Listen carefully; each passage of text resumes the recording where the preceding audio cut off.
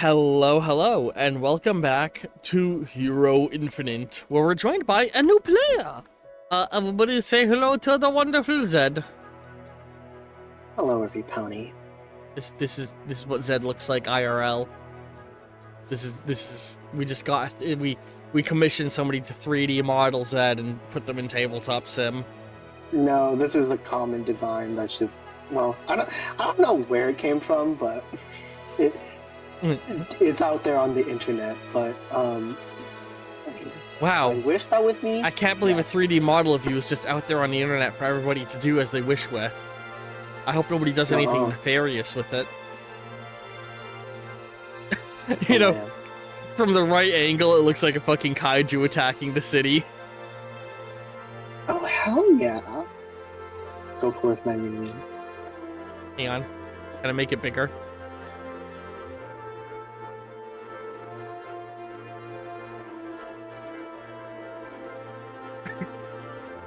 We're off to a great start. You knocked everything out of the way, oh my god. Don't worry, there's an undo button for a reason.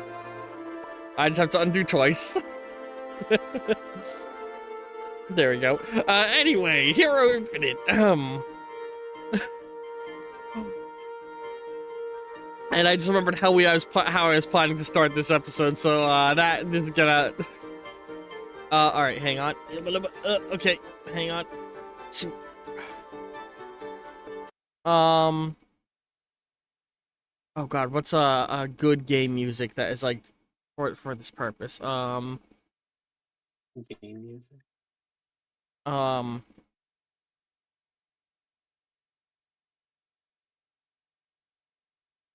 had a song in mind and now it's escaping me.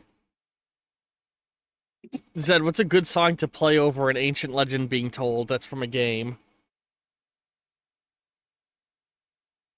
I don't know.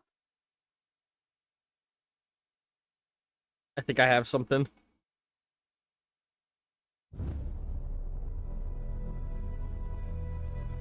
Alright, now then, to actually do the intro that let's actually start the session, huh? Instead of being idiots on recording. Off to a great start. I mean, we're only starting stream an hour late because we were just catching up with each other after being away from each other for so long. We were yapping about comic books for a whole hour. Yes. Now then, I'm just gonna zoom in on this cat as I give a dramatic narrating speech.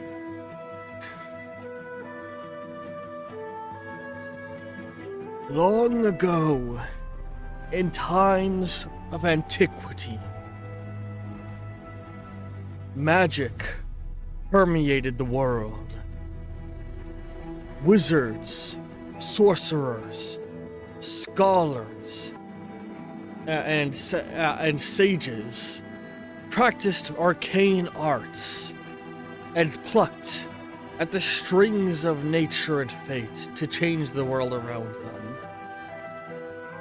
Through their advancement, peace and prosperity spread across the land, and humanity slowly began to tame the wild of the world.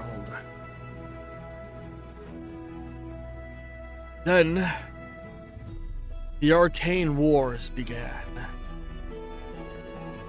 One individual, a holy knight, sought to eradicate all magic beings across the world. He started in the West, a crusade that slowly spread south, east, and across the globe. Many wizards fought against him, but none could stand up against his divine strength. Eventually, even the great courier, most powerful of the magic users, vanished. With his disappearance, the fight began to look more and more dire. Eventually, the legendary Sorcerer Supreme a mage trained by the ancient Archesians themselves, attempted to face off against the evil. But even he was forced to flee. In his escape, he journeyed to the far mysterious east, beyond the great magic walls of the Dragon Empire. It was in the mountains there that he would meet the Sage. Whereas the sorcerer had learned magic through careful study and years of practice, the Sage had found another way to unlock magic. Inner potential. Through a life of seclusion and meditation, he had hardened his soul, and through mere thought, could bring life to the world around him. The sorcerer had never seen magic like this since the Archesians had left millennia ago. Fascinated by this ability, he began to study magic with the sorcerer. And while it's true at first, the two bickered for quite some time, arguing over what to do with magic and what its purpose was, sometimes even clashing. They would soon become steadfast friends. The sorcerer had long ago unlocked the secrets to immortality, the creation of his Sorcerer's Stone, an object of immense power that could alter matter and reality itself. He offered to share this power with his friend, but the sage refused, always insisting that death was the greatest gift man had ever been given by the gods. The sorcerer did not understand this view, but begrudgingly accepted his friend's wishes. For the next 1,000 years, they trained together and bonded. But eventually, the crusade broke down the Dragon Gates. It flooded the east, and even the sages and the warriors of the east could not stand up against the divine might of the Light Lord, Griffith. It was in this time, in this great battle, that I lost my friend, the Sage. In our final moments together, I wished that he would be able to live a happy life wherever he went after this.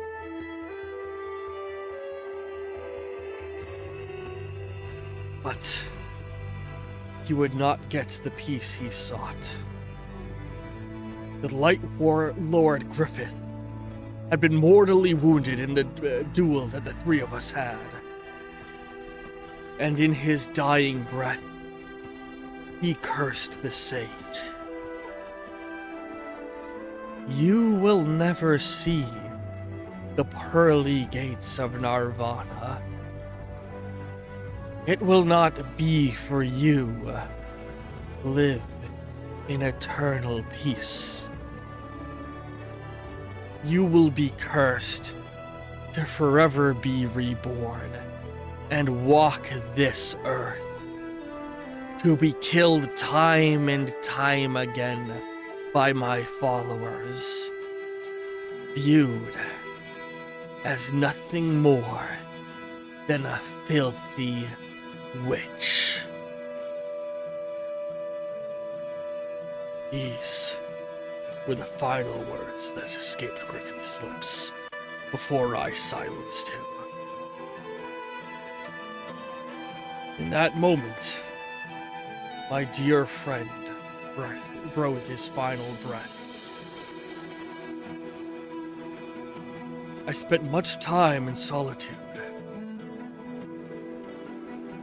I only came out a few times to lend aid to great rulers, such as Arthur.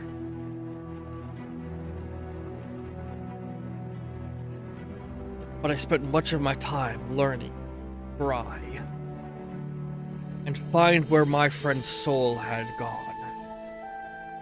And true to the words of the Light Lord, it was sealed forever on the mortal plane, in a cursed cycle of eternal reincarnation.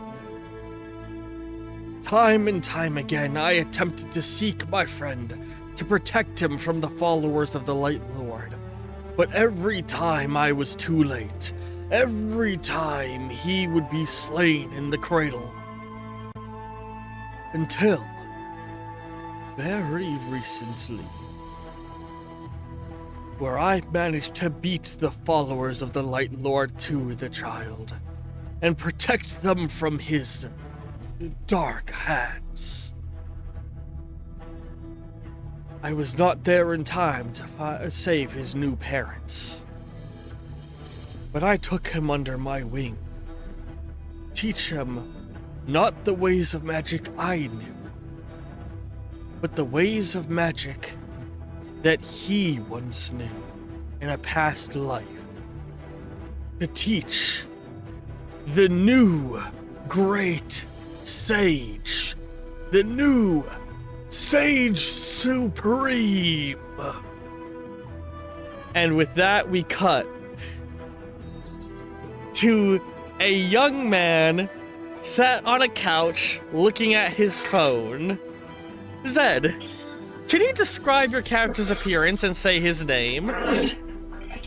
Yeah, his name is Ren, and he kind of has like pitch black dark hair tied up in a ponytail, and he's kind of just wearing like a he's wearing a black hoodie, but on it there's like a green and white yin and yang sign as he just boredly scrolls through his phone. Imagine you're like, you know, in the hoodie and jeans and sneakers, sitting on the couch, like laying back with your feet up on the armrest, scrolling through TikTok, your favorite social media app. He's actually scrolling through his grades right now. I have an A in English. It's the last time I read an essay. How old is Ren? 21. Just about. He's college age. And I can't remember, did you say you wanted to live in New Liberty or Justice City? New Liberty is like New York or Metropolis, while Justice is like Boston or Gotham. Justice. Okay. Gotham City. I am Batman. As you're scrolling through, we pan out, and we're in what is like very clearly a Justice City like apartment building. With like, you know, and like around you on the coffee table is piled high a collection of like school textbooks, as well as like ancient tomes and scrolls. And like right alongside your fucking university arithmetic homework is a collection of ancient scrolls explaining the balance of nature and the like flow paths of ki. And as we pan out further and around the room, what initially looks like sort of a standard like New York style apartment, just off to one wall, suddenly the wall, the like New York style wallpaper and shitty faux wood floor gives way to cobble and stone brick. Has connected to the home is like a straight up wizard tower. And like there's a window behind you that shows the cityscape, and a window in the tower that shows an entirely different environment with like like fey creatures and spirits flying around, almost like it's an entirely different magical world.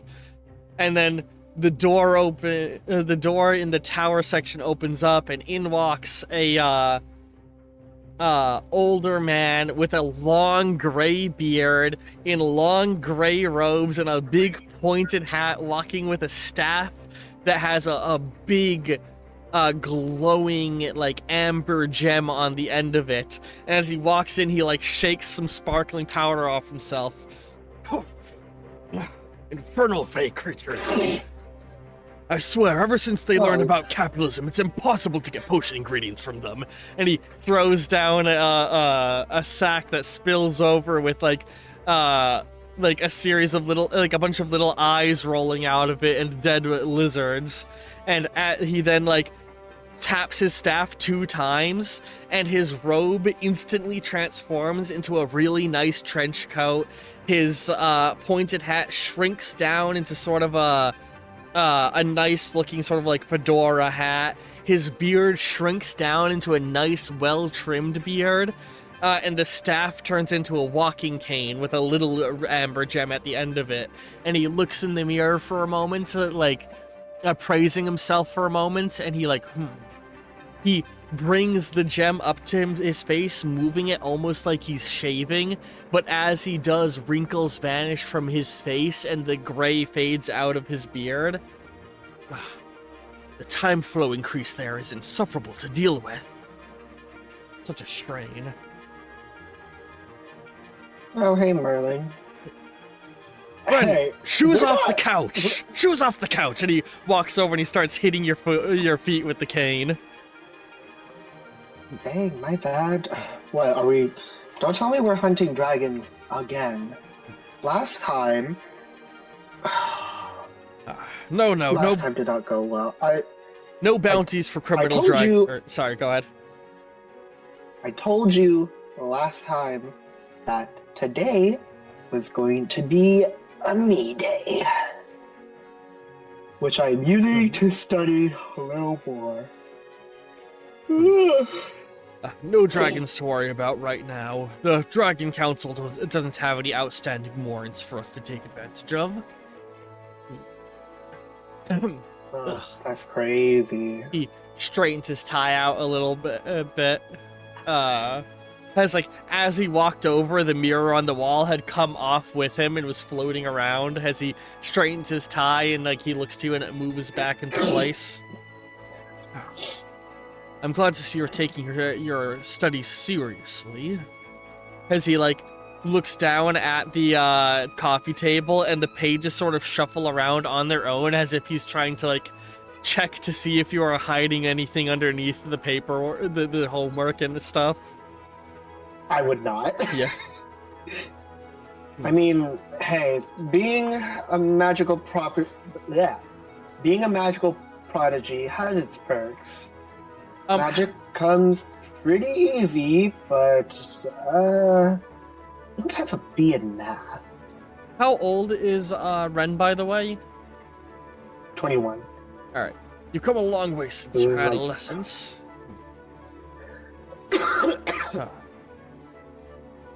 He smiles, looking at everything. I remember just a few years ago. Just a few years ago, it was a fight to get you to look at every individual scroll. You've started to master the arts quickly now that you're taking it seriously. Clearly your old soul helping you along. Yes. I understand the relationship between water and wind, and I gotta get through all the others next. Woo.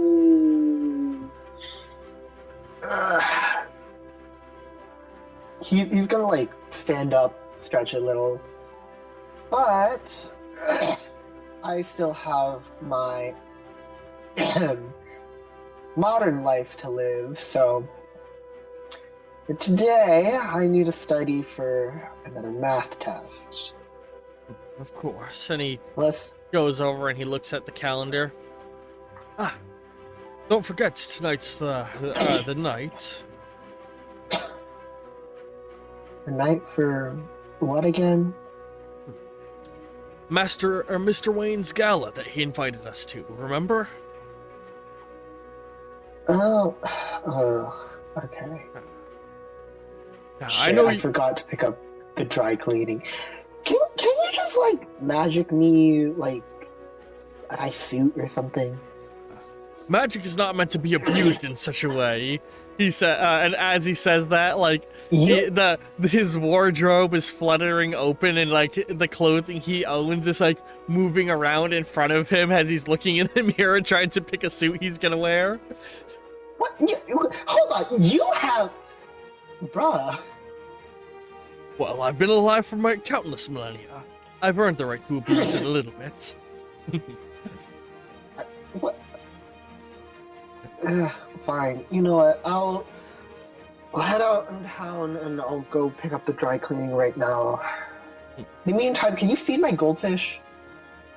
Of course. And listen, I know you don't like being alive.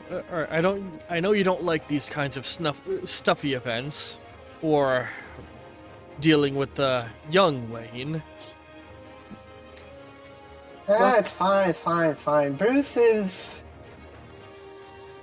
can be a good friend. I don't know. First time he texts or calls, and it's that he wants me to be at a charity event. Okay, like, way to spring it on me. What, like 2 weeks before? That's not enough time to. The last time I went to an event was, I don't know, what, 15. I have different measurements now. You can't just spring that on someone.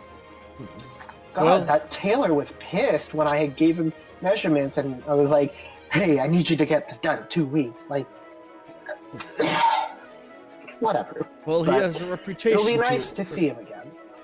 He does have a reputation to uphold, and I do like to keep tabs on former students, even ones that I didn't actually teach any magic to. Yeah, because guess who he goes to when you're not available for those kinds of bets? Me. You haven't actually taught him any magic, have you? He looks over with a stern look.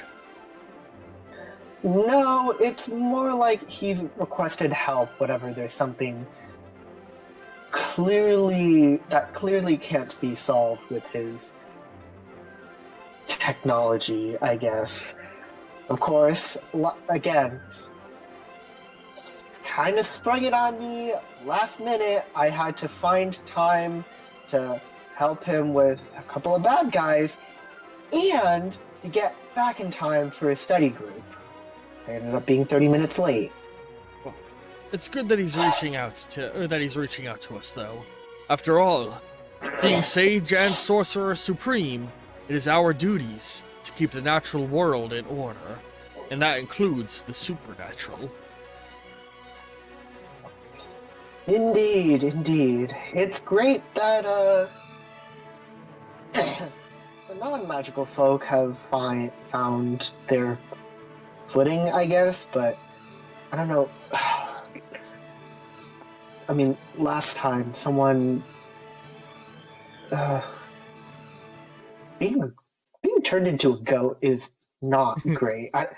There are so many people my age who are like, what I would give to be a goat without responsibility, and it's like I was driven to eat grass for like 10 hours. Real quick, what kind of music does your character normally listen to?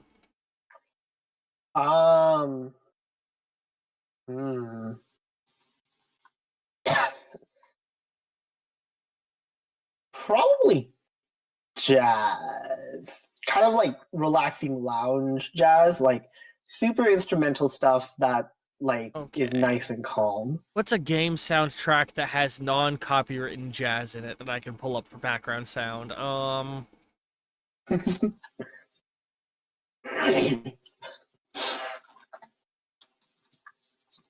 gonna literally Google search video game jazz and see what I can get. Here we go. Video game jazz. So with that, we're gonna sort of transition to like you heading out to go get your suit. And how does? Yep. Do you want to give any like fun flair or description to how Ren gets around? Like What probably happens is he would probably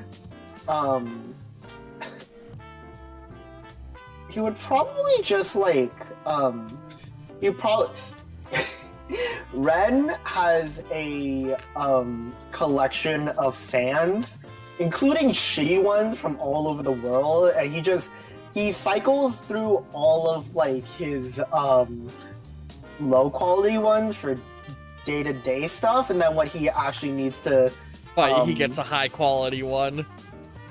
One built for actual magic. Yeah. Because he swings with a lot of force, so some of like the cheap tourist trappy ones, they're good for getting around, but if he needs to produce a powerful wind blast, that they will also So do you like a mix of like parkour and wind blasting to get around? pretty much. He I think the current fan he has is probably like a shitty one of like the city's like main baseball team. One that he was like a paper. one that he was like he's just like, this logo is atrocious. Whatever. We haven't Okay, picked we'll what just the use this. what is the baseball team of Justice City? My first thought said the Justice City Batters, and their mascot's a bat holding a baseball bat. It's an anthropomorphic bat with a baseball bat. It's just that one character from what's that superhero game where you're doing the calls? You know the one I'm talking about. Oh my god, why am I blanking on the name? You know the one I'm talking about, right? Where like the Dispatch. It's just that one character from Dispatch that everybody loves, holding it just as a baseball player. Honestly, just for the sake of alliteration, I think it should be Justice City Jellyfish. I like that way more, and it's a jellyfish with a baseball cap holding a baseball bat.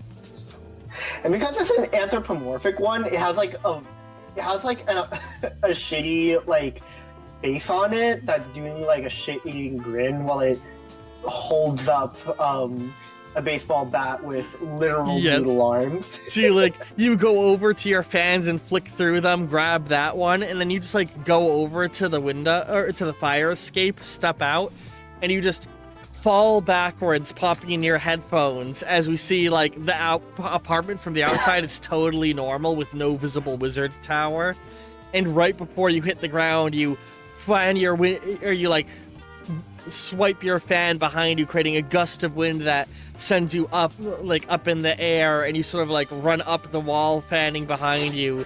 And we just get this like cool sequence of you using your ability to manipulate wind to move through the city, you know, creating gusts of wind to leap between buildings and propel yourself forward, flocks of pigeons being kicked up and flying around you. No, cool scene that introduces the fact that you manipulate wind to the viewer. Yes. Although a note before I get out of the window, I would probably whisper an unintelligible incantation that if you look on the card that says Misty Mirror Realm. Just so that I'm not seen using my magic. Yes. That's right, I forgot you had that power. Yep. So and actually, you know what? as you mutter that and you fall out of the building, like we get a wide shot, and you know how I said that the apartment has no visible wizard tower? You know that scene in Inception where the city is bending and changing? I have never seen Inception. I'm so sorry. Have you seen Spider-Man is it Far From Home, where he interacts with Doctor Strange? Or no, no, what's the Spider-Man? What's the Marvel movie where Spider-Man No fights Way Doctor Home. Strange in the mirror dimension? I think it's No Way Home. Is it in No Way Home? Yeah, it's No Way Home. Okay, yeah. Like that scene in that where as you fall backwards and you utter the incantation, the city sort of like bends and kaleidoscopes a little bit, and suddenly the wizard tower sort of builds out the side of the apartment building brick by brick, becoming visible. And like as you move through the city, like the buildings are moving and changing around you. So like when you enter this second realm you enter, it's a reflection of our world that bends and warps and changes in different ways. And you just like, parkour your way across in really cool ways, until eventually you arrive, you land down in the street and walk a little bit, and you sort of like mutter the incantation and close your fan, and as you do, just everything snaps back into place in the same movement that closing the fan has, and you walk into the laundromat. Okay, dry cleaning. Here is my receipt. It should be a vest, dress shirt, dress pants. As you walk in, the guy in charge, he sort of he looks up, he's like, oh, all right, I got it. I know, don't worry, I know who you are. And, before you even pull out the stuff, he hits the button to start moving the conveyor belt stuff around to, bring it around. And as he does, you see it's like an older Asian couple, Yeah. As laundromats tend to be owned by... was that racist? I think that was unintentionally racist. I meant more so that I was leaning in. Yeah, I guess it is a stereotype. Shit, I'm sorry. I didn't intend for it to be that. As an Asian, don't do that. Yeah. Please don't. I think in real life there was actually, I think like the reason that happened was it was an Asian immigrant had done a. Oh no, that's why so many of them went hair salons. A famous Asian person created a system where they would help people start hair salons who were immigrants. And that's where that stereotype came from. Sorry, that's a tangent. But like, as you're waiting for it to move, his wife walks out and she's like, "Oh, Ren!" And she goes over and she's like pinching your cheeks and stuff. It's been so long since I've seen you. Oh, you've grown to be so handsome. I have a daughter who's about your age who's still single. No. I'm just focusing on my studies right now. Oh, come on, she's a bright young lady. Very sweet, very attractive. No, thank you. I just need to get my dry cleaning, and I still have some more errands to run. Leave the poor kid alone, her husband says, as he pulls out the suit. Here you go. Alright. By the way, do you have a hero costume? I just thought, does your character have a hero costume? I'm gonna be so real. 9 times out of 10, he's probably just doing it dressed in like a hoodie and jeans. Yeah, I figured, but I thought I'd ask. He gives you the suit, and you like hold it and look at it for a moment, and as you look at it, we sort of smash cut to you look at it for a moment thinking like, ooh, and we smash cut to you in it. So like I imagine it's like a zoom in on the suit and then a zoom out of you wearing the suit at the ball being held at Wayne Manor. Yep. So I'm just changing the music in the background.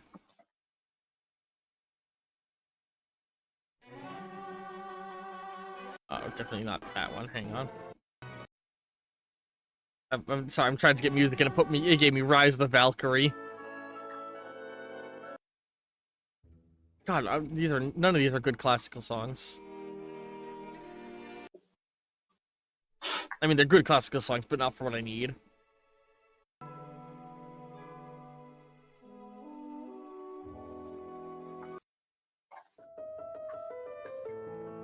Oh. No, Moonlight Sonata isn't good for this. God damn it. No, that's not good. Alright, hang on, sorry, this is taking longer than I thought it was gonna take.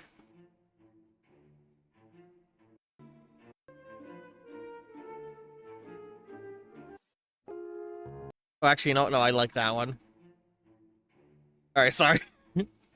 So, you know, it's you at this, like, you know, it's like a gala event being held in Wayne Manor.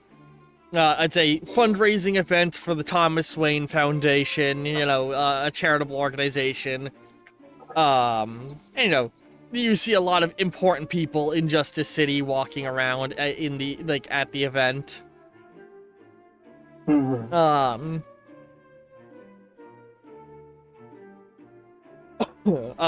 And you see, like, you know, you're, like, adjusting the suit a little bit uncomfortably as, Merlin, or as he goes by so people don't associate him with the famous historical figure, Marilyn. Yes, he's a man going by the name Marilyn. And yes, that is enough for people to not think he's the famous wizard Merlin.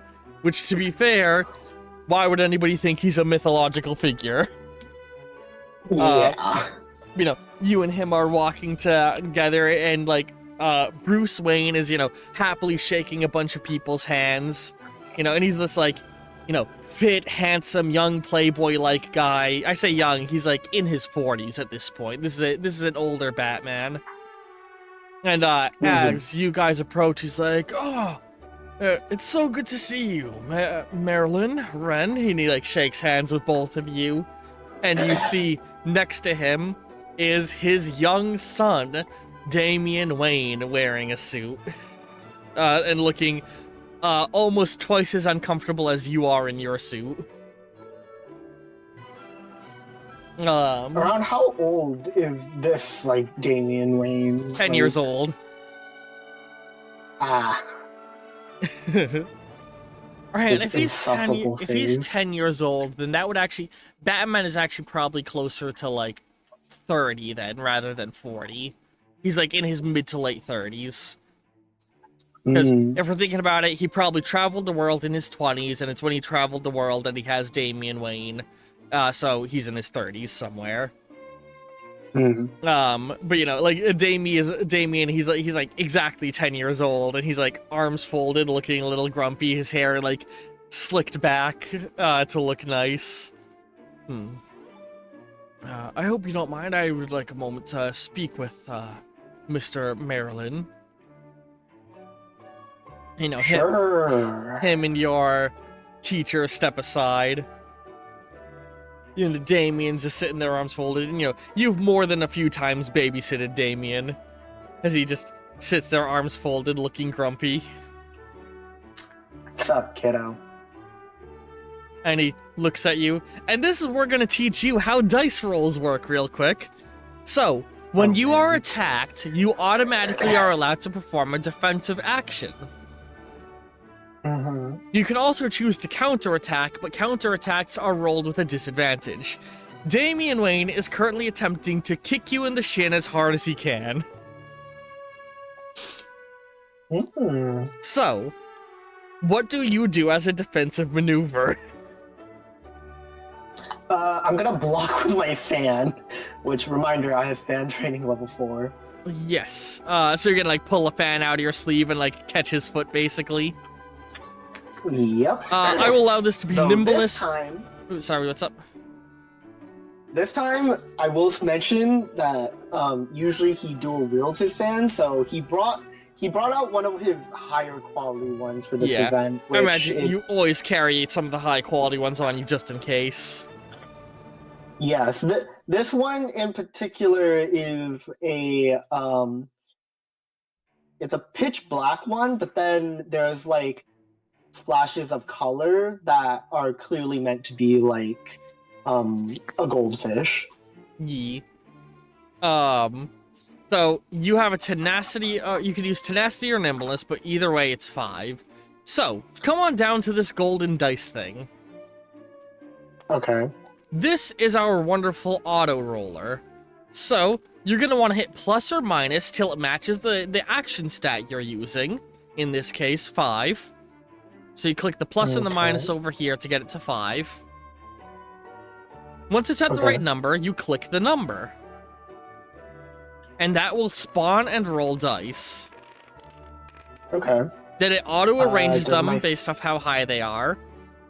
So Does you my can, fan training help? what the fan training does, before we apply that, you got 2 10s. So we're going to copy and paste Okay. 2 more dice over here, and go ahead and roll these by highlighting them and mashing the R key. Yep. And now from here, 6 and up is a success. You can use your fan skill to rotate the dice. So you have for level 4, so you could say like add 1 to each 5 using 2 of your 4 points, and then use the last 2 to turn this 4 into a 6, giving you 3 more 6s, increasing your success range by 3. Or you could maybe put one of them into the 9, turning the 9 into a 10 to get another burst that'll hopefully give you more successes. So, I'll put 1 choosing into where the to 9 all right. So you and 2 into the 8. so hover over the die, hit 1 0 on your keyboard really fast, and then hit and then click the die. That gives you 2 more bursts to roll. So go ahead and roll those. Oh my god, that's so close to successes, but no cigar. So you have 1 more Damn. skill point, so you can turn one of those 5s into a 6. And now let me just go ahead and Yeah, apply Damian Wayne's skills, and do his rolls. So he's got a level 5 in martial arts, which, to be clear, level 4 already puts you as like Olympic level martial arts skill, and he's level 5 at 10 years old. It's Damian I Wayne. mean, it's Batman's. It's that Yeah. literal child soldier.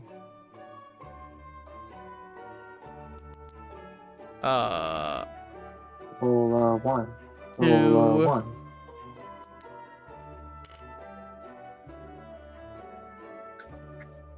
3, 4, 5. So he rolled 1, 2, 3, 4, 5, 6, 7, 8, 9 successes against your 1, 2, 3, 4, 5 successes.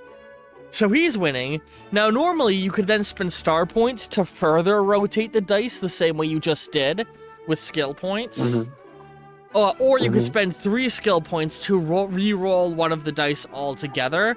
So, like, you could re-roll this 4 if you had a 2, for example. Rather than using a bunch of points to turn the 2 into a 6, it would make more sense to spend 3 to re-roll it, theoretically. But I doubt you want to race to your limited hero points on avoiding getting kicked in the shin by a 10-year-old. Yeah, it's fine. So that was 1, 2, 3, 4, 5 on your end, and it was 1, 2, 3, 4, 5, 6, 7, 8, 9 on his. So he deals 4 damage to you with that kick. So this is your stamina bar. It is your health equivalent. In combat, when you would be able to spend your turn catching your breath, and to catch your breath means to, you can either untap up to 3 tapped cards that you have for abilities, or you can roll 1d10 and heal that much stamina. If you hit 0 stamina, you don't necessarily die yet, but you start receiving injuries, and we'll go over that if and when it happens. Yeah. Yeah, he kicks you in the shin, and you said ow. And he's just like, arms folded, looking grumpy. As he turns and walks away. I'm gonna see if there's any hors d'oeuvres. Well, someone's in a crummy mood.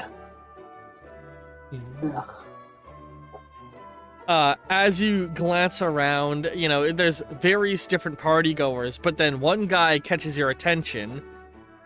He's a relatively tall, black guy, a little bit older in age, looks like he might be in his 50s or 60s, wearing a full black suit with black shirt and black tie. And what stands out about him is he is wearing a carbon fiber skull mask over his face.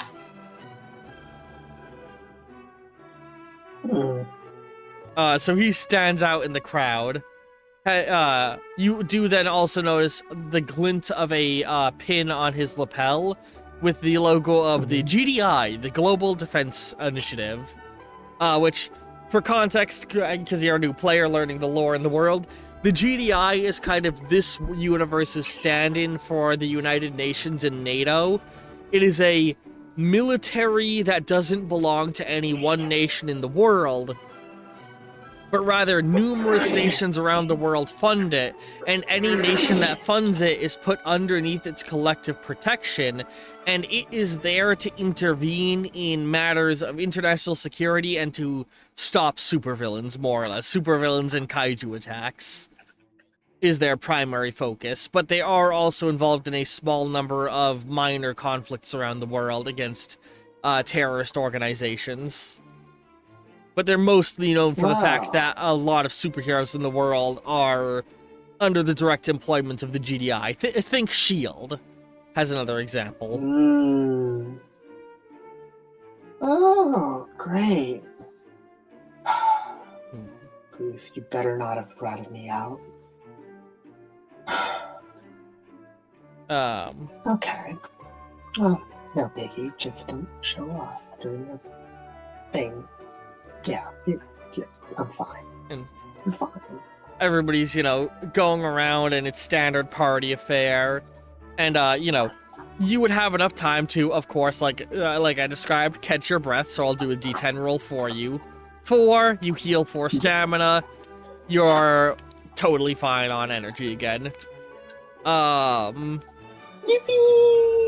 So yeah, during combat, instead of attacking on your turn, you can do a catch your breath.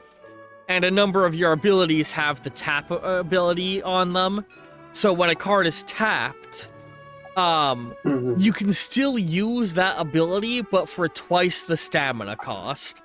And that's risky because stamina doubles as your health bar. Yes, indeed.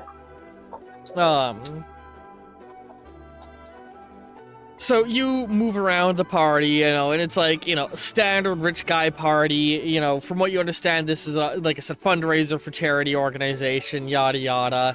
You notice a handful of other superheroes seem to be here.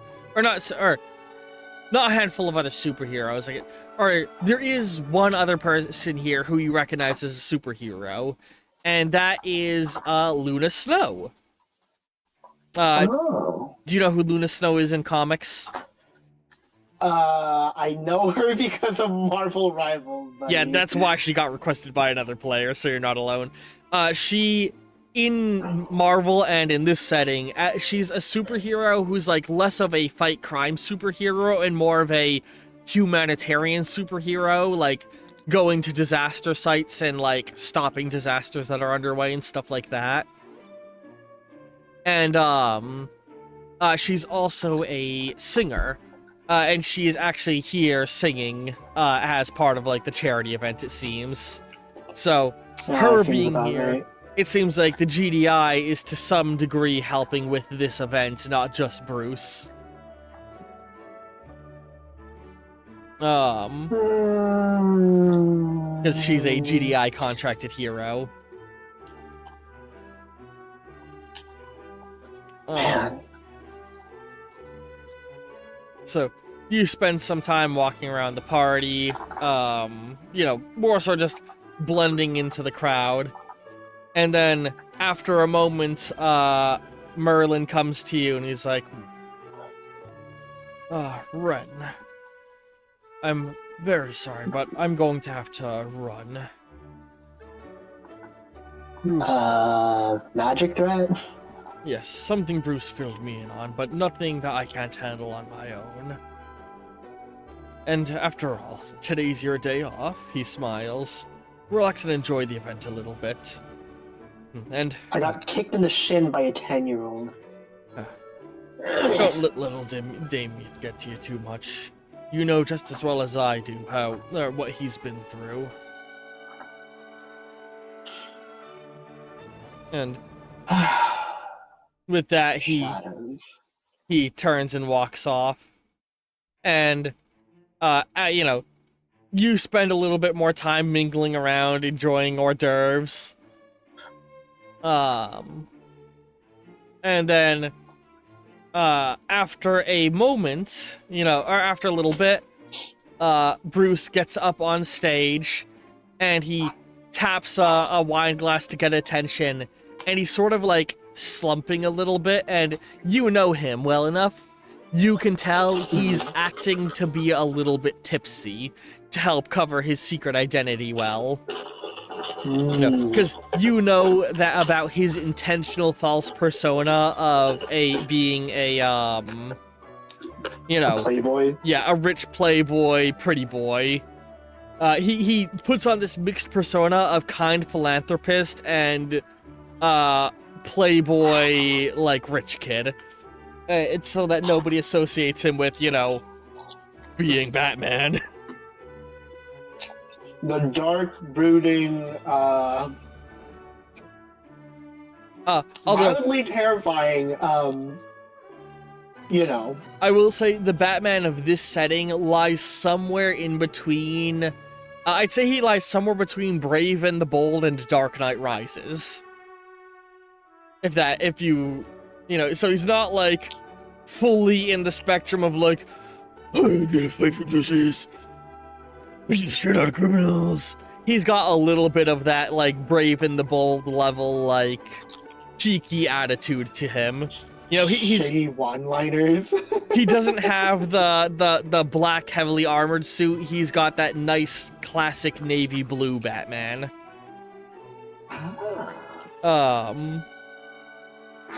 But yeah, he like taps a glass. He's like, I'd like to thank everybody again for coming to this wonderful event. Remember, all donations made, as he motions to, like, around the room, there's a number of, like, little donation boxes around. All go towards the Thomas Wayne Foundation and the Rebuilding Justice, Rebuilding Justice movement, where we are trying to help fix up many of the issues that this city has infrastructurally. Justice City is a great city with deep history and roots that run, with a deep history and roots that run far into our culture. And we want to make sure that we preserve that just as much as we bring our city up to meet the modern standards of our twin city, New Liberty. So, be sure to be generous and enjoy the wine and scotch, he smiles as he raises up his wine glass. And then you suddenly hear, suddenly the front doors blast open, and you get an immediate sense of magic flow into the room. Oh, great. I'll be sure to enjoy the kindness. You know, everybody looks like immediately like, what's going on? At the far corner of the room, Damian Wayne immediately slips out of sight. Like he's out of the room as soon as shit seems to be hitting the fan, and you see Bruce like straighten up a little bit, like with his serious look, before trying to ease back into looking drunk. As you see a very lovely woman enter the room. She looks to be around 6'8", so she's very tall, with like a lean, muscular build, and she's dressed in this like what can be best described as like a purple toga type outfit with gold clasps, and her like hair, which seems to shimmer somewhere between a raven black and lustrous red. Like it's like a brown, but it's like a dark brown with shades of red in the right light, if that makes sense. Yeah. And her hair is sort of done up in this like very intricate way where it's like woven hairstyle, which is an older style of doing hair historically. in ancient times, people literally like knitted their hair into patterns, and she's kind of got that, bringing her hair into an almost like floral looking design. Like it almost makes her whole head look like the center of a flower pattern, with the way that her hair comes out in these big ribbons with like golden pins and stuff decorating it. And immediately a bunch of people are looking like, what's going on? You see the man with the black mask suddenly like turn to the side and put his finger to his ear. Wow. Oh, I'll be sure to make good use of your generosity. Were you gonna say something? When he noticed that man, who I know to be an agent of the United Nations, he's like, not United Nations, GDI. This world doesn't have a United Nations because no real world organizations exist in this universe. The GDI is the stand-in for the United Nations. Okay. When he notices an agent of the GDI motion quickly, he's like, yeah, this is something that might require my attention as well. Since Merlin's not here, I have to take over. Yeah, and immediately a number of people are like, murmuring like, who the hell is that? What's going on? And she starts talking. She's like, oh, so rude of me. Allow me to introduce myself. I am Cersei, great magic user of an ancient age. Reawoken from a slumber of more than 1,000 years. Upon returning to the world of the awake, I sought the one thing I've always desired more than any other. The most desired husband in all the land. And she's stepping through the room with a smile. And I have chosen to grace the beautiful Bruce Wayne to be my husband and pet. I'm sure you're honored. And everybody is like murmuring immediately, like, what the fuck's going on, kind of thing. I have a question. Yes?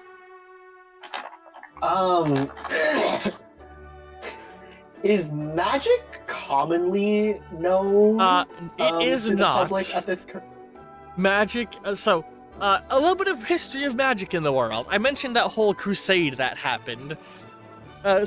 During this world's equivalent of the Crusades, the Crusaders traveled across the world, killing every magic user, worshipper of another faith, and magical creature they came across, putting every mythical creature on the endangered list or putting them to extinction. And all magical creatures and magic users either died or went into deep hiding. And so, and like, in the following years, you are familiar with the Crusaders, who seek to continue that battle of extinguishing magic. And because of that, you're not supposed to draw attention, because the Crusaders will come looking for you to try and kill you. So magic is very much not known and is viewed as a thing of myth and legend. Because, hang on, when did the Crusades happen in real life? I've definitely looked this up before.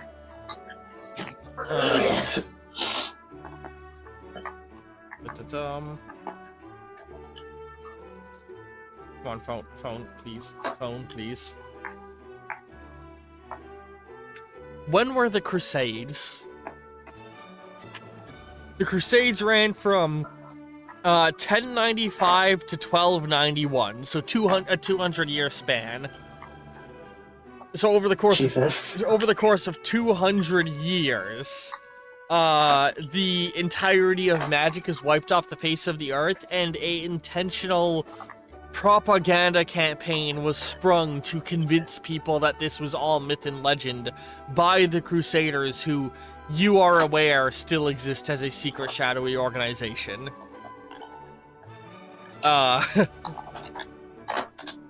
So, for over 1,000 years, because it's, it is,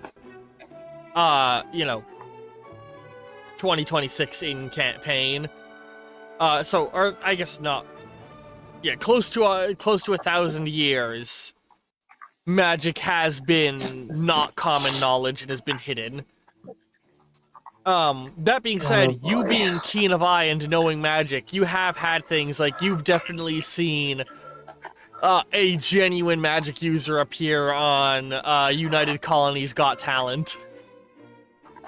Oh dear. On Ten and Peller's Fool Us. Oh my god. Ten and Peller. Famous magic duo, Ten and Peller. Oh my god. But yeah, so, a magic user very brazenly stepping in this room. Yeah, this is a person who is not fucking familiar with the Crusades, clearly, or does not give a fuck about them. And she did just say she's awoken from an ancient slumber. Given that she's, in my mind, anyone who doesn't care about the Crusades is probably powerful enough to fuck with it. And unfortunately, it doesn't look like she would be to me, I mean, taking away someone else's agency and just being like, I want you as you're my mine pet. now. Yeah. That's like, that's kind of like, okay, you're not on my side, so... Yeah. Bruce... Ren is going to immediately say, are you okay? Someone maybe call an ambulance for this woman. I don't think she's well. I know, that blends in... Actually. That blends in with a lot of the murmurs in the crowd that are going on, unless you're intentionally trying to speak over the crowd. I'm intentionally trying to speak over the crowd. Oh, so you're trying to get her attention to you? I'm going to run up front. You're gonna get between... Yeah, like get in between her and between Bruce. Her? Yes. I'm gonna be like, are you okay, ma'am? And she cocks an eyebrow looking at you. I'm gonna give her like a friendly smile. Oh, I'm quite fine, young man. And while I understand you may be desiring one as lovely as myself, I'm afraid I've already set my eyes on the most desired prize in the land. And Bruce, he sort of softly chuckles. He's like, I think there might be some confusion here. Where am I? He like looks off to the side, sort of says a little loudly, where's security? Were you invited, ma'am? Oh, you don't need to worry about their security. They're quite well handled. And in that moment, you see, like a wild pig comes running in through the open door that seems to have the clothing of the private security firm he hired awkwardly stretched around its body. Oh no.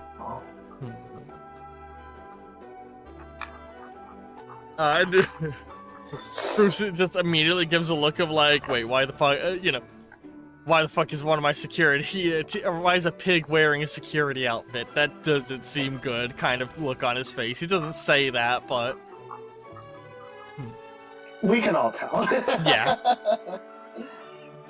With that, oh man. How do I want to play this?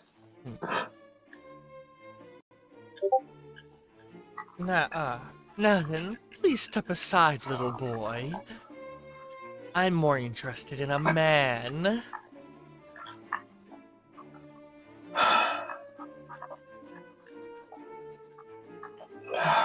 God.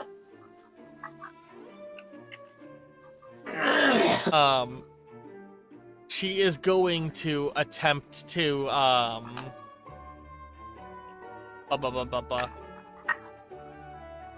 words, you know? Yeah. She's going to attempt to just, like, walk right past you up to Bruce.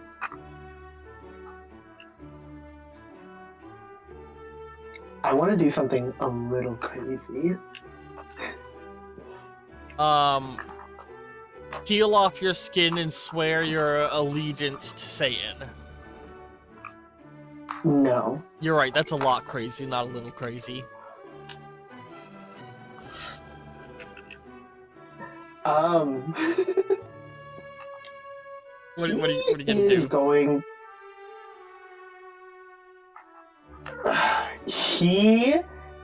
going to, okay. I want Ren to,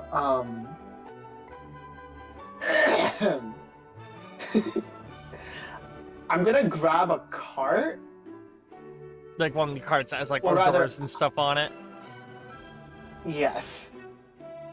And I want to run it into her, but more specifically, what I want to do is basically, at the same time, get like the sheet off of the cart, right? Mm-hmm. And toss it over her and bring her into the misty mirror realm. All right. You know, just so that the rest of the party thinks that this is some type of like magical act. Okay. I like Yeah. that idea.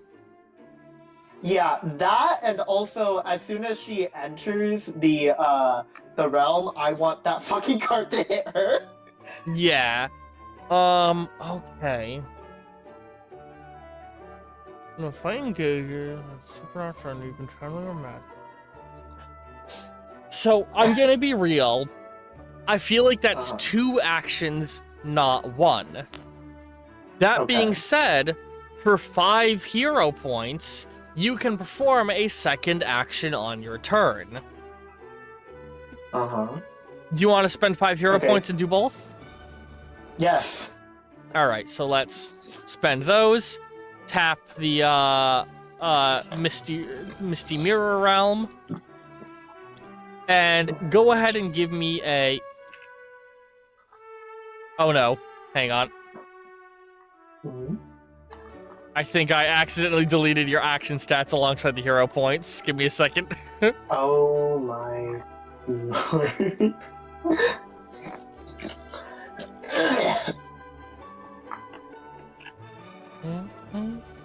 Yep, I did. Whoops, my bad. That's fine. They're back. I just had to hit the back button twice. So boom, delete those. I tap your card. And give me a athletics check. Now, Athletics. 5. Okay. I'm trying to think of... Alright, hang on. So she is not much of a physical fighter. She's more about using her magic abilities. Wow, I only rolled like a 7 and an 8. But also the dice all stacked on top of each other. Oh, it's because you have to hit the clear button in between things. Hold on. Okay. Reroll. Okay. Yeah, before you Should I roll, roll? always hit clear to get rid of the old dice. Okay.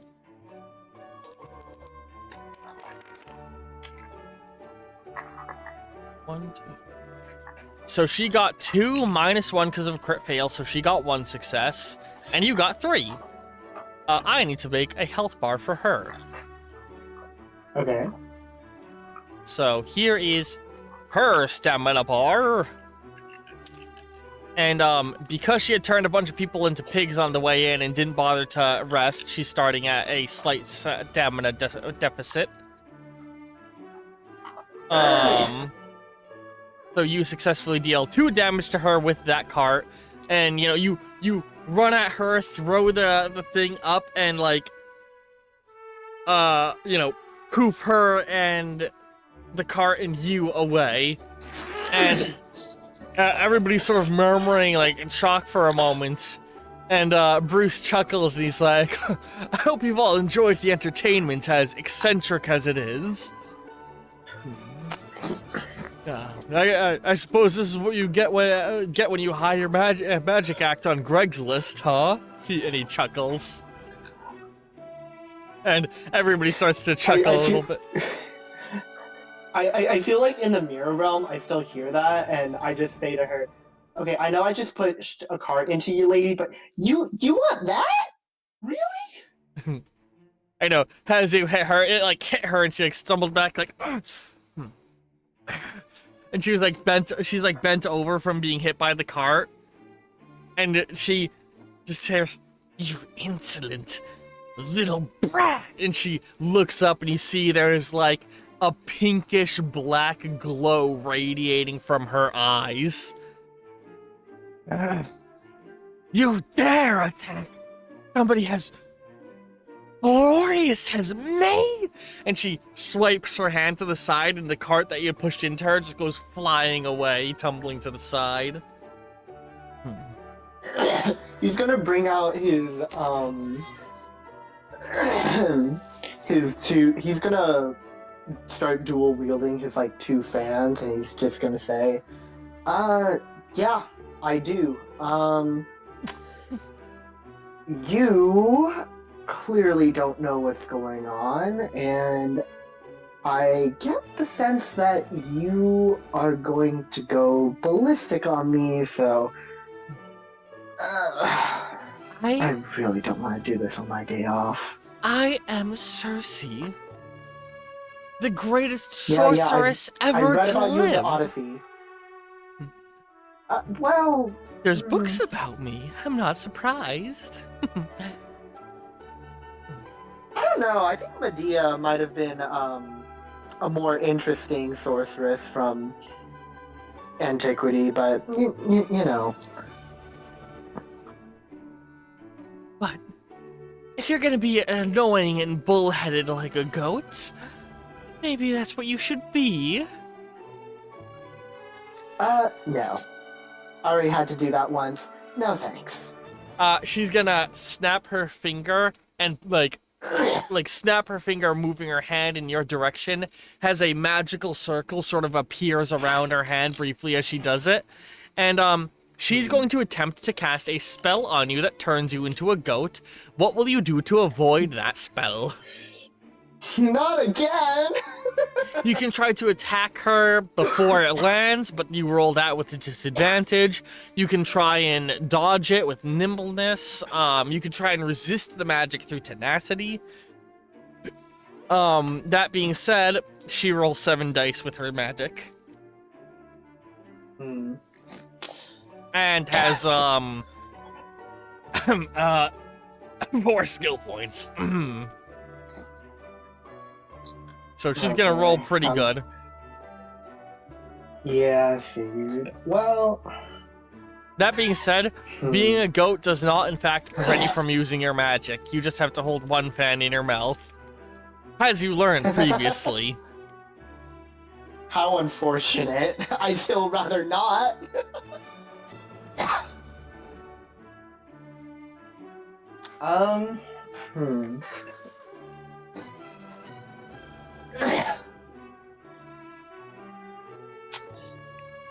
I will say, even if you fail the defense, it's more so gonna drain your stamina, and you'll only actually turn into a goat if you hit 0 stamina from her attack, and you lose 1 stamina per success she has over you. Yeah. I will try to block it, but I'll basically form like a block with both my fans in my hand. All right. So But I'm trying to resist it, essentially, using my fans. I'm gonna call that a tenacity check, and I will allow your hermit art fan training to help, because that's a whole the whole point of your fans is that they're your magical implement. Yes. Now, technically, I can use any fan, but tonight I'm using the good ones. Yes. Please. I got another. I got a 10, so let me. A 3. So I have 4 points, right? Yes. I will put 2 into this 8 and another 2 into this 8. Can I do that? So you're gonna turn both those 8s into 10s? Yes. Alright, go right ahead. Now you get to roll those bursts. So get 2 more dice. 2, and then... She got 5 successes. That's a burst chain. If you burst and get a 10, that burst gives you another burst. Cool.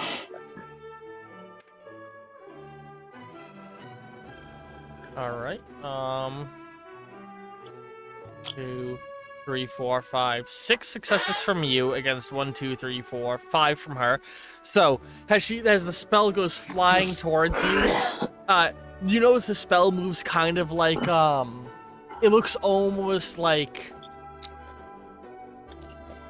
flowers continually blooming into each other, is what it forms like as it moves into you.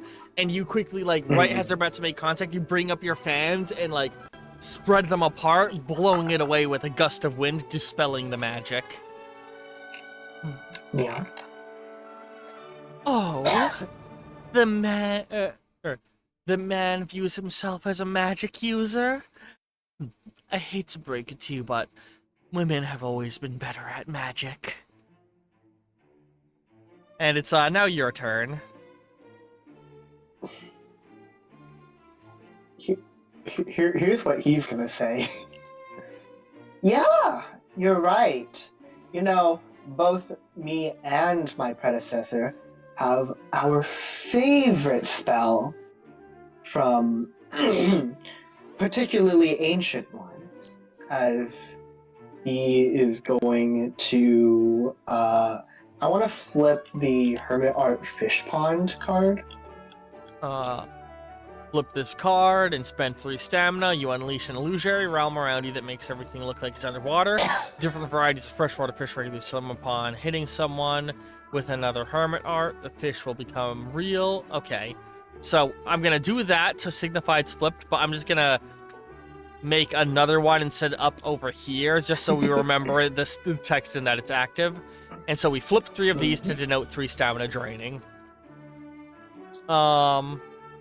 Now, that's your turn spent, meaning you don't make an attack on her, but it's priming you up for future. I like your character Can I describe it? Yes, go ahead. I like your character because your character is a lot of prime and set off, like set up, set off stuff. You've built a fun character. So go ahead and describe. He's going to hold out his fan with the goldfish horizontally, and then he's going to blow on it as the fish comes off of the fan, and water starts to flood the mirror realm. But you can still breathe this water because it's a little illusionary, as a series of freshwater fish ranging from varieties of carp, catfish, goldfish, koi fish start to kind of just float around. This one happens to be from a princess. But you know. Go ahead. Wind, water, a disciple of Poseidon, I see. Or, more so, from what you said, a disciple of a disciple,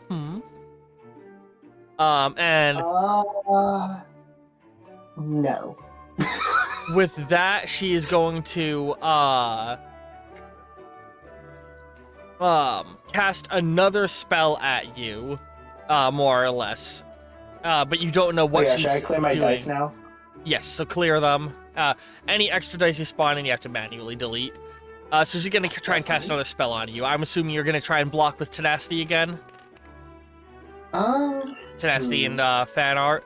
Or do you want to try and counterattack? Counterattacking is going to be difficult, but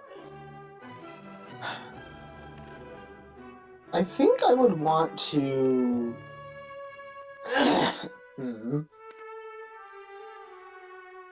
I want to counterattack, but by kind of like throwing my fan at her. Okay. So that will be done at disadvantage, meaning normally you need a 6 and up to succeed. Now you need a 7 and up to succeed. Okay. I still run with like 5 or. Yeah, you still roll the same number of dice, I'm pretty sure, because fan training and yeah, because this would be either athletics or tenacity. I feel like, oh, well, probably tenacity because you're using magic. So, all right. And if you're not using any of your abilities for it, correct? I don't have anything that I could use for All right. it, but you know what? I'll use my Hermit Art Wind Summoning. Why not? So you're gonna hit her with a wind attack. Flip this card, spend 3 stamina. Oh no, I was looking at the wrong one. Spend 1 stamina, boom. Tap it. You can direct wind with power, perform a tenacity stunt.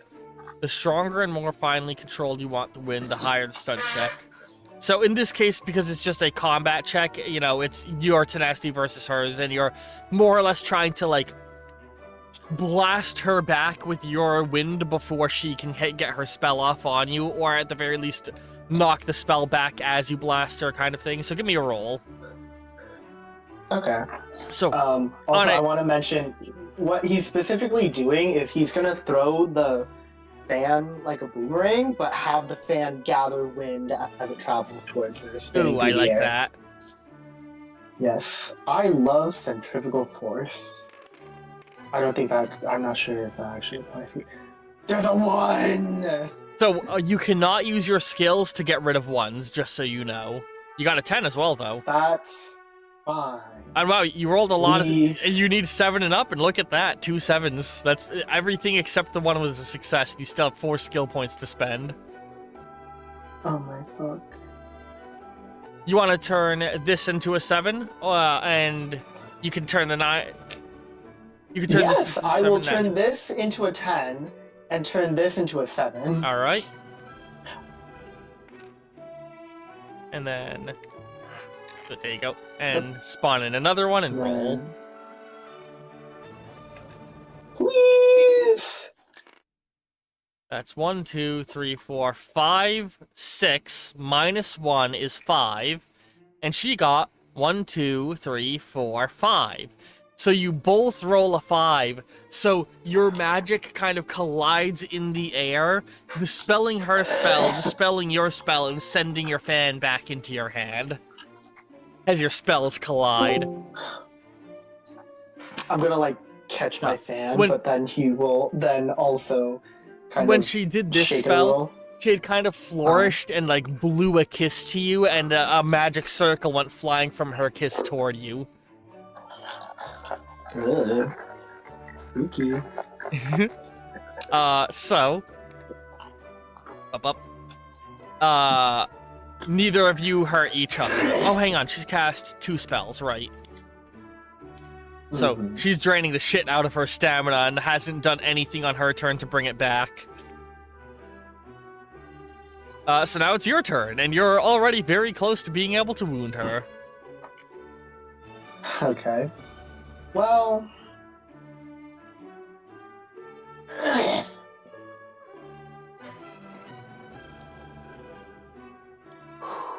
I'm gonna do Hermit Art Cloud Summoning. Cloud Summoning, flip this card. Boop. Boop. Spent 3 stamina. Boom, boom, boom. You're getting very low on stamina, I know. but you know, you're also setting up for good stuff. All right, and yeah, I'm not gonna read the whole ability. You know how the ability works. I'm trusting you got a plan. What does that do right now? Create a cloud that imposes weather effect, summoning. Oh, so give me a tenacity check to see what kind of cloud you are. Say how strong of a spell you're able to summon. Your fan art does help. Another one? Lame. Roll Oh, them. I got 2 bursts. Roll them bursts. Okay. 1, 2.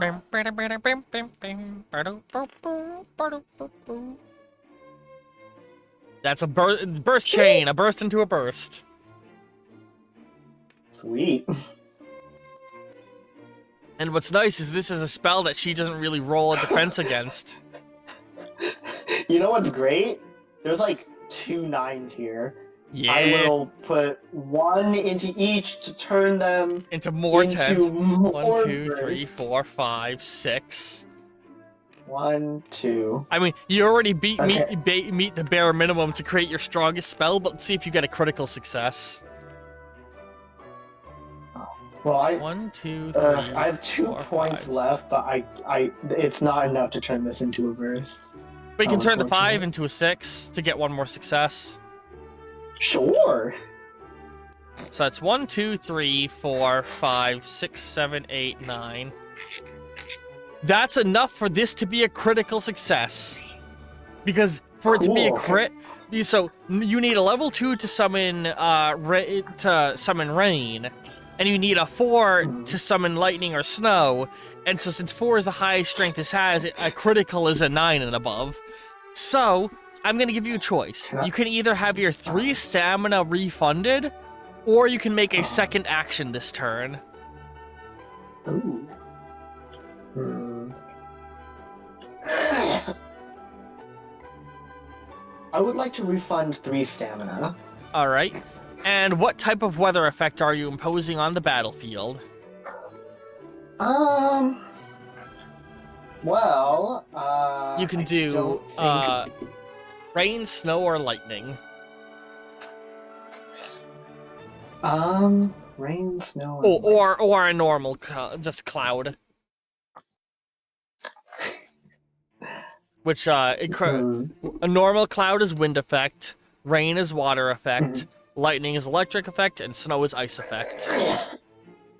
I think I want to do. I love how like 5D chess your character is. If you're gonna play so well in groups with other players doing weird shit, when you interact with Ollie, it's gonna be hilarious. You know what? Oh my god, you're one of the I- few players who can hurt Ollie. I am. Yup. Crazy work. He is not. He's nigh invincible outside of a small handful of weaknesses, and you actually have one of his weaknesses. I just realized. What? Can I blow him away because he's 2D or something? He's made of ink. You can water that shit down.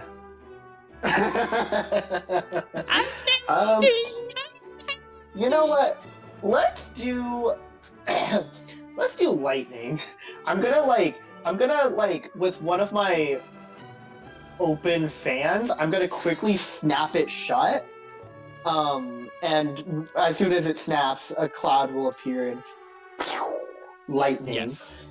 Which also means that the effect of my Hermit Art Fish Pond activates, and I... Hang on. It might not. I'm checking something. It's when I hit someone with the Hermit Art. Oh, well, you didn't hit her with the Hermit Art. You put the Hermit Art on the stage. Because this doesn't attack. Both of these are prep spells. Neither of them are an attack. Okay. But it means that once your next turn begins, your next turn I is get gonna 3 be attack. good. Yeah.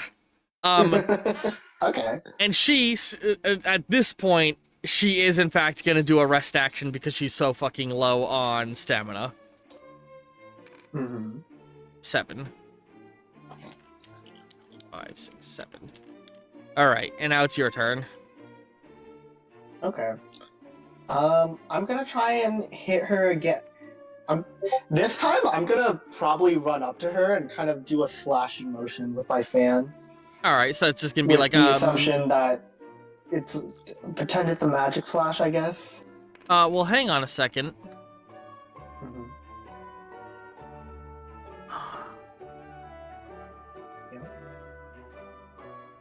So you need to do a rest to untap this if you want to be able to do an attack that fires these off.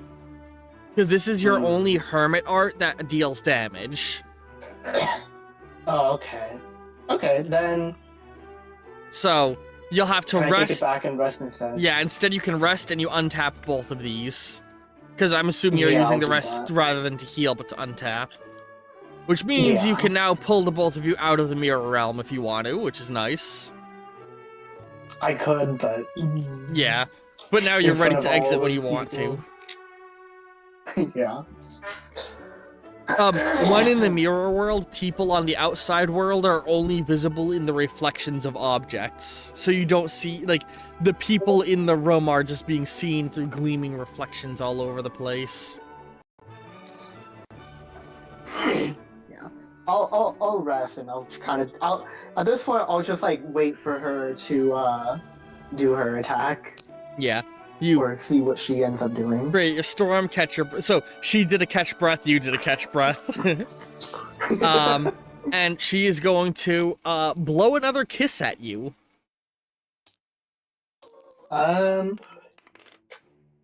I will try and block with I'll try and block with my fans again. All right, so that's a tenacity Which, by check. the way, I want to know, will this work for the purposes of rainwater collection? Well, it won't come up now, Block, but... you heal, step. Oh shit! That did apply to the last block. So you Did she have what was your water successful? alignment on her? Oh wait. Yeah. Oh wait, yeah, I know. Okay. So yeah, Yeah. never mind. No water alignment yet, so it's not triggering yet. Okay. That's fine. Let's do this. Fuck my Chungus life, holy shit. Ah! 1, 2, 3, 4, 5. She got 6 minus 2, 4.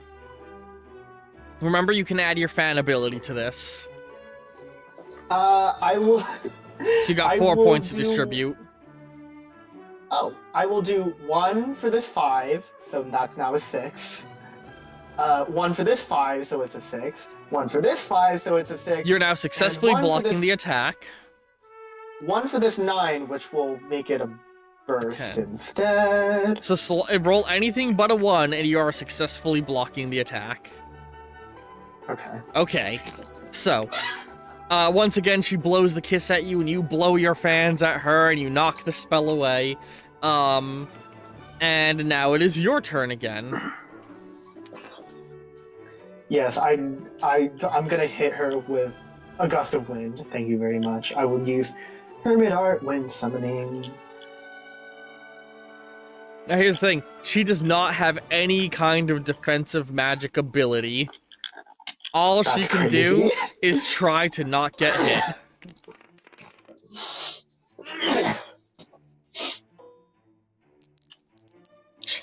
Alright, so... So, reveal a little bit of how she works, she's very much like...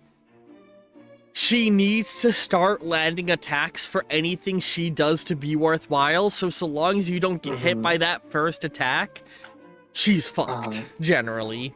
But once she starts landing Well- one attack, she's a landslide character. Like, she picks up snow as she goes. She rolled a 2 on her defense. Oh, Well, I will be using 2 points to turn those 9s into 10s. yeah, that sounds like So a good that's idea. 1 10. It's another one. Bam, bam.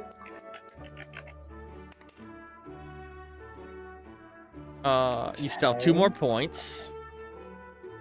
Turn that 4 into I a can use 6. those. Yep. So that's 1, 2, 3, 4, 5, 6, 7 from you. And she had 1, 2, 3 minus 1. So you're going to deal 5 damage to her immediately from the wind attack. That puts a wind charge on her, which I'm going to symbolize with this white token here. That then triggers your Hermit Art Fish Pond, which means that the fish are going to attack her. The fish will become real and become charged with spiritual energy. Yeah, so you just see like one of the fish from the side starts glowing with a golden aura, and it will start flying right in her Give me a direction. nimbleness check. Because they utilize Okay. your nimbleness. Okay, well, my nimbleness is luckily just a 5. She's got 5 nimbleness as well, and she rolled 1 success. This one does not benefit from your fan arts. It is a draw. Ties are in the defender's favor. She successfully dodges the fish. Unless you could use star points. If you just get 1 more success, you'll deal a damage and put an elements charge on her. But it would take 2 star points to do that. Yeah, it's fine. Alright. But now Cloud Art triggers. When you attack an opponent with the cloud, deal 1 damage.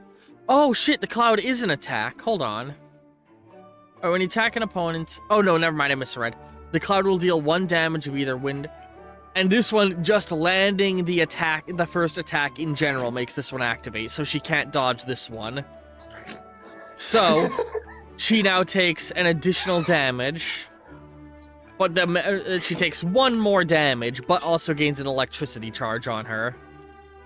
Yeah, I'm gonna like do like one big like gust motion that will kind of like hit her with a blade of wind, sending her into a wall, and just as she hits it, Lightning strike. lightning. Unfortunately, the fish doesn't hit, but that's fine. She groans out in pain. Yeah, the fish comes swimming at her after, but she's able to like dodge out of the way of it, holding herself in pain from the lightning strike. You insolent, worthless man thing! You already used those insults. And she literally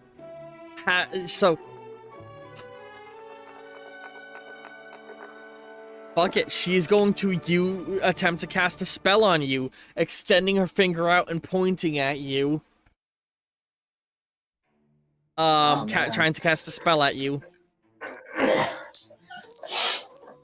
What are you gonna do in defense?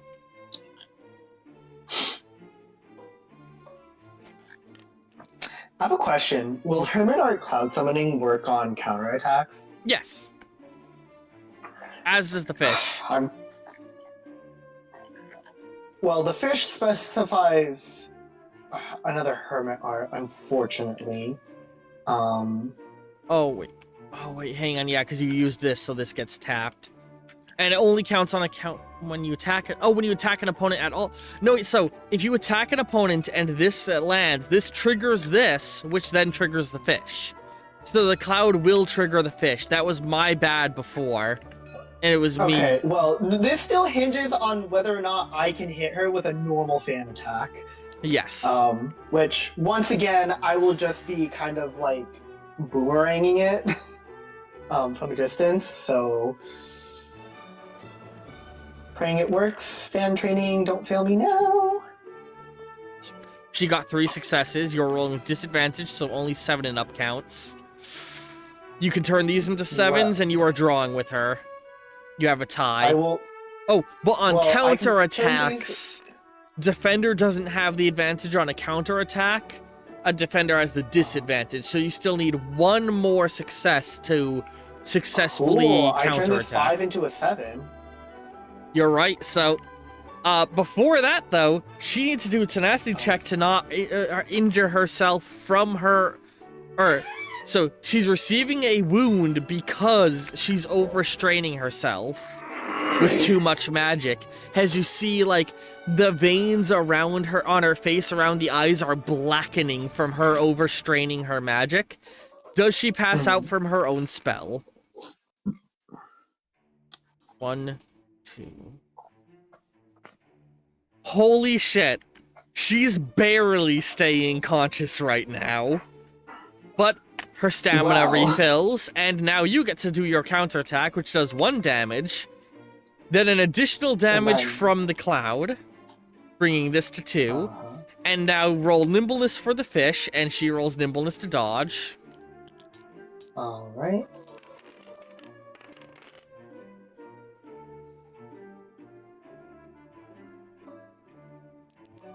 You got 1, 2 successes. And you got 0 successes, because the 7 and the 1. So your fish sadly fails you again. How unfortunate. I just realized, if the fish hits, would it also trigger cloud?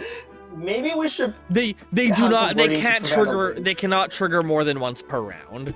Okay. It's not written, but it's implied.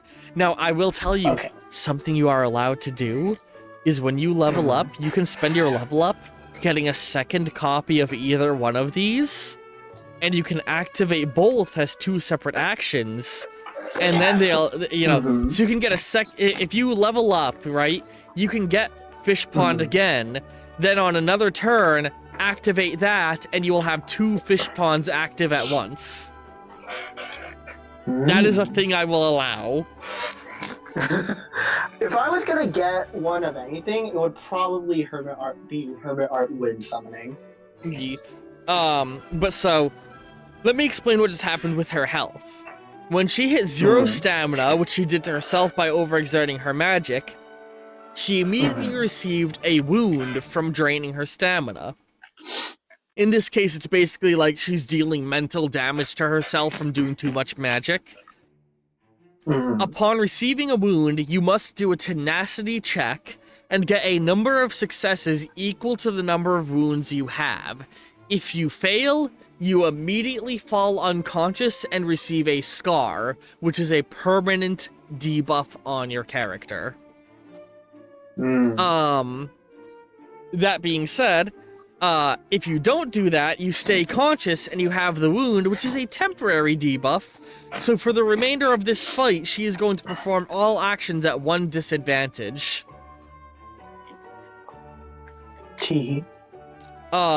So you blast her with the wind attack, knocking her back, and she gets struck by lightning again. No, I hit her with my fan. Alright, you ran over, hit her with the fan, and right as your fan made contact, the lightning struck in the same spot. What manner of sorcerer are you? Technically, I'm a sage, but, sage, sorcerer, potato. Sage? I've never heard this term used. What is your name? Do you think I'm stupid or something? Hello? Magic User 101, don't give out your real name.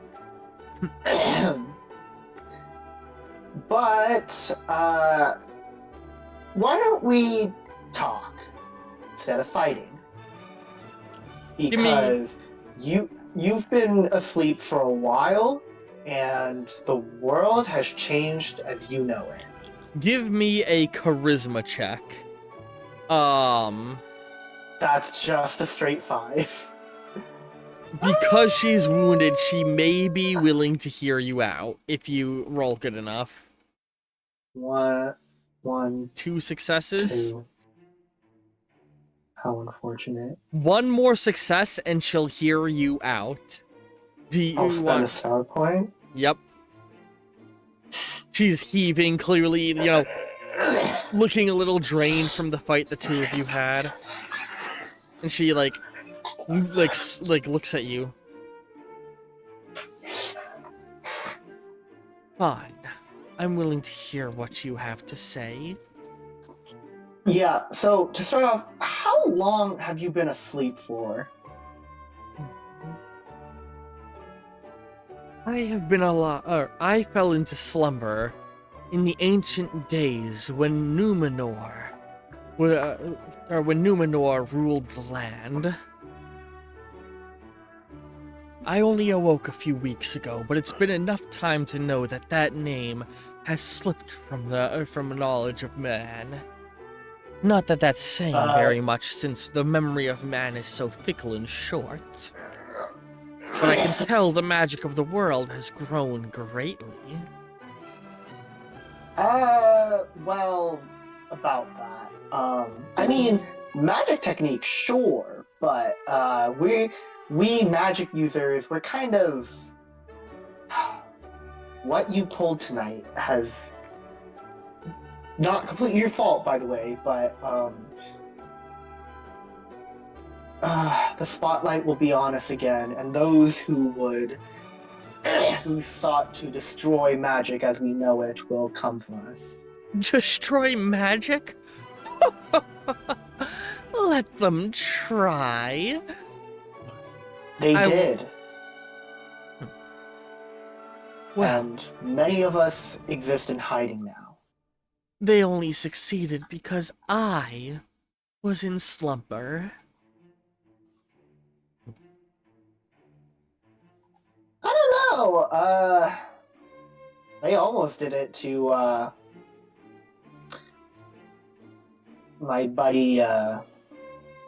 Well, they almost did it to the Earth's previous Sage Supreme, of which I am now his successor, and the Sorcerer Supreme, who still has his head on nowadays, but I don't know. I'm still in training. If I was able to do this to you, I promise you, the people who would persecute us can do much, much worse. So who was it? The foolish king of Numenor? Or perhaps it was his bastard Wormtongue, Sauron, the one who put me in my slumber. A guy named Griffith? Never heard of him.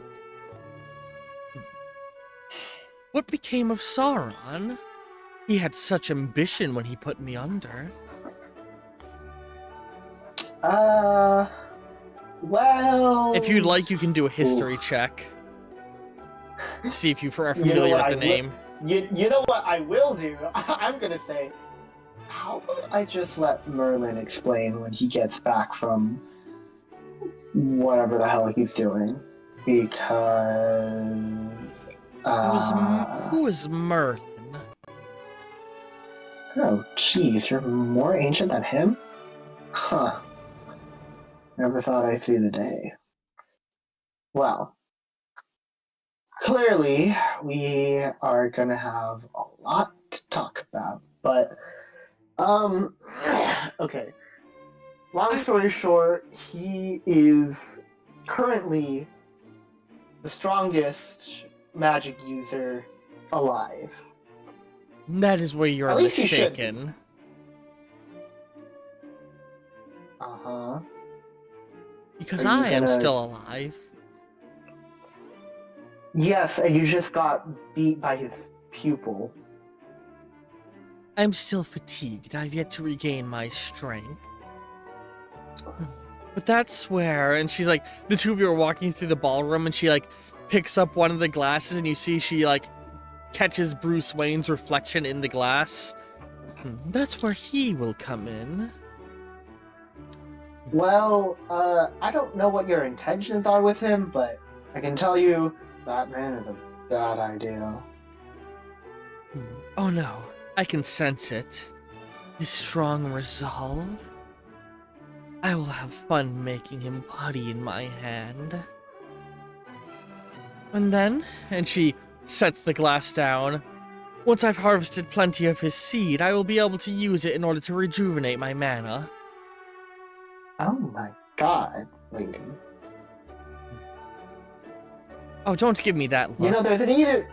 It's There's an easier way of doing this. We could just get you on a dating app. Did you? I Did desire the people of antiquity not have hookups? Like, I desire only the well. most powerful of men. The more noble the bloodline, the more power can be found within their offspring. And once I have consumed the child in the womb, I will gain all of the strength it would have had in birth. I'm just saying, you can still use a dating app for that, or become like a socialite. I don't know what this dating app that you speak of is. Okay, so he's gonna pull out his phone. Ah, one of the Okay, magic so- tablets I've seen people using, and she steps over next to you looking down at it. No, this is actually something called science. In One- the absence of magic, the minds of men and women alike sought to use the raw materials and their own inventive genius to create this. One And explanation while of Grinder later. Not Grinder. For her, we'll be doing nondescript dating app. Okay. So Flint. Flint. Because you start a fire with a flint and tinder. Oh. Yeah. He's going to explain that there's plenty of rich people with wonderful bloodlines here that are more than willing to just do like a simple hookup with her, and then he's gonna be like, okay. Give me a charisma Do you check of have- difficulty 7. Difficulty 7. Convincing her to use a dating app is gonna be very difficult. Dang it. Unless you get a really good burst chain by turning that 9 into a 10, I don't see this happening. I can't turn it. Oh, Star points. I'll use a star point. Alright, so that, I mean, 10. let's see if this will happen. It'd be You know, really I'm gonna give you a hilarious if it star did. point for attempting this in general, though, because this is hilarious. You have 4 more star points if you want to do anything with them. I guess I'll use 3 on the 7.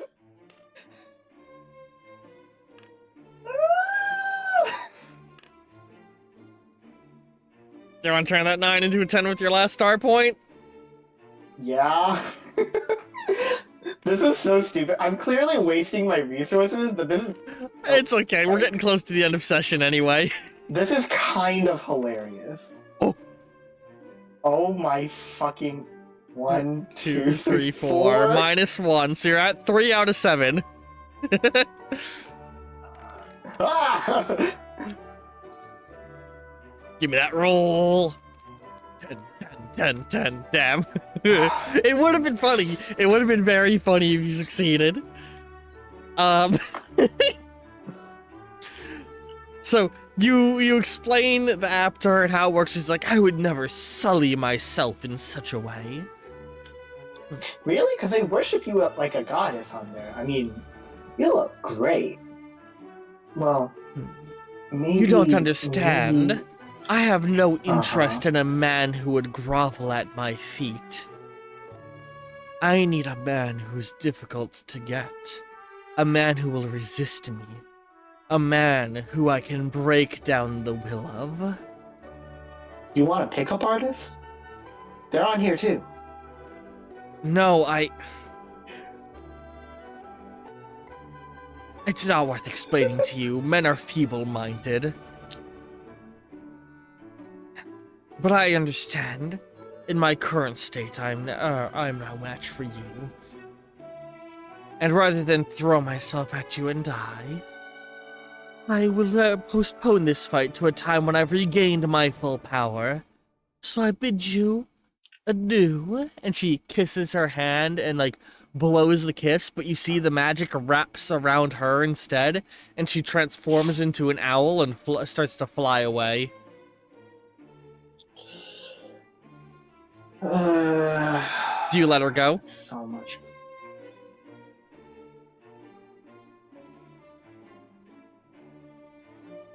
I don't have a spell to just call Merlin, which is the most unfortunate thing. You're... Um. I can kick her while she's down. You know what? No, I'm not gonna let her go. Oh, wait, what are you gonna do? Throw a fan at her. Alright, give me an attack roll. Now that she's a bird, she has better nimbleness, i.e. she's gonna roll advantage. Okay.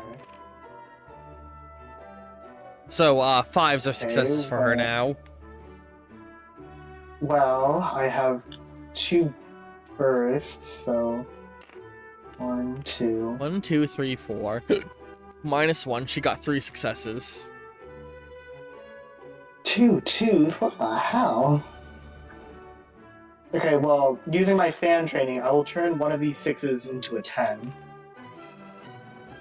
Because right now you're tying with her, which means it's in her favor. But if you get one more success... No! Oh. If you had one more point or one more star... If you had one more skill point or star point, you would have been able to do it too. But honestly, I think the star points were well spent on attempting to fully subdue her. Because if you had succeeded in that, you would have made her not be a problem for a long time in all likelihood. But with this, she successfully flies away. Oh, great. I can't wait to explain this to Merlin. Fuck my life. And with that, we are going to go to our end of episode with a sort of post-credits scene. So in the post-credits, we see Bruce Wayne is on Space Ghost Coast to Coast, being interviewed by Space Ghost. Who is Space Ghost? Space Ghost is a superhero who lives on a moon and runs the most popular talk show in the entirety of the continental United Colonies. Hmm. Yeah. Well, that was certainly quite the gala you put on, Mr. Wayne. Mind if I call you Bruce? Yes, of course. After all, Mr. Wayne was my father. Yes. And about that gala, many people say that your gala was attacked by some sort of she-witch? I assure you, it was merely a party event. Yes, of course. One more question, though. Many people have observed that every single time you seem to fall in danger, Batman, who's well known for protecting people from danger, never seems to come to your aid. Many people say that this is because you and Batman previously had a fling, and he's a he's a spiteful ex. Is that true? Well, if he was, I'm sure he wouldn't want me saying it. You sly dog, you. And from that, we sort of pan away from the television, where you and Merlin are flipping through old textbooks, and he's looking at them. He's like, here it is. More detailed legends of Circe. From the bygone ages of Numenor, the second age of man. She was a powerful temptress of men. She would seduce kings, and then, after becoming pregnant with their children, perform rituals to absorb the magic of the child.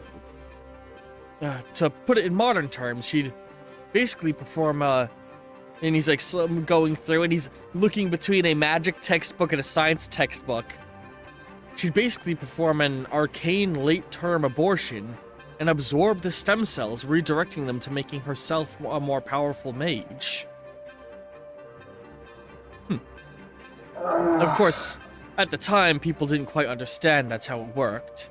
After all, now we have an understanding that magic is stored, and he taps his head up here, primarily within the central, God, I'm terrible with brain terminology. The middle part of the brain. I forget the name of it, like the lizard brain, more or less.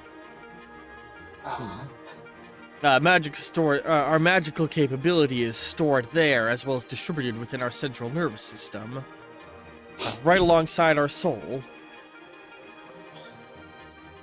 Right. Well, here's my question. What is an ancient sorceress of antiquity doing? If she was sealed, then why is she reawakening now? That means that something must have disturbed her seal. He starts looking through scrolls. I may have to go on a trip. I'll be away for some time, but I trust you'll be able to keep the arcane piece here. I need to visit the old stomping grounds of a Dark Lord. The land once known as Mordor. I need to go. And he, like, spins a globe looking at it, and he stops it. To, oh god, what's the country's name again? Oh my god, why am I forgetting the name of this? I just had it in my head 2 seconds ago.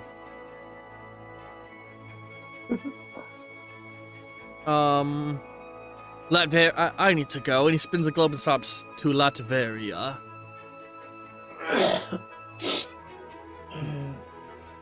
As he points at a map at where Latveria is. Which, you know, it was once Mordor. Yarr. So, that is where we are going to end this episode. And depending on what's going on with your next episode, and who else is going to be in your session, I'm either going to send you to visit Mordor with him, or I'm going to have you stay behind in the city to do other things. Okay. Yeah, it entirely depends on the cast of other players and if I'm going to have you interact with others and who I might have you interact with, etc., etc.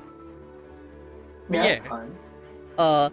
Everybody watching this episode, hope you've been enjoying this episode of Hero Infinite. Be sure to come back next week for more.